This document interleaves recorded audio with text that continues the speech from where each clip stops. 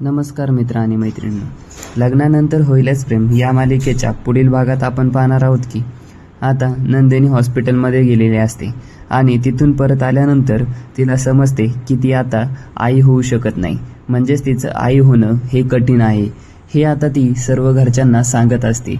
तर ती सांगून झाल्यानंतर तितक्यात तिथे पार्थ येतो आणि पार्थ बाहेरूनच ओरडत येतो, काव्या काव्या काव्या। तर काव्या पळत जाते आणि पार्थ समोरून सांगतो की हत्तीवरून साखर वाटा रे, माझी बायको प्रेग्नेंट आहे, मी बाबा होणार आहे। हे ऐकून सर्वजण खुश होतात, नंदिनी देखील खुश होते आणि सर्वजण काव्याकडे पळत जातात। तर ते एकमेकांना मिठी देखील मारू लागतात। हे सगळं जीवा आणि नंदिनी लांबूनच पाहत राहतात। तर पार्थला मात्र हे माहीत नाहीये की तिकडे काय आधी डिस्कशन झालेलं आहे। आता पुढे काय होणार हे पाहण्यासाठी आपल्या चॅनलला सबस्क्राईब करा आणि बेल आयकॉन दाबायला विसरू नका। धन्यवाद।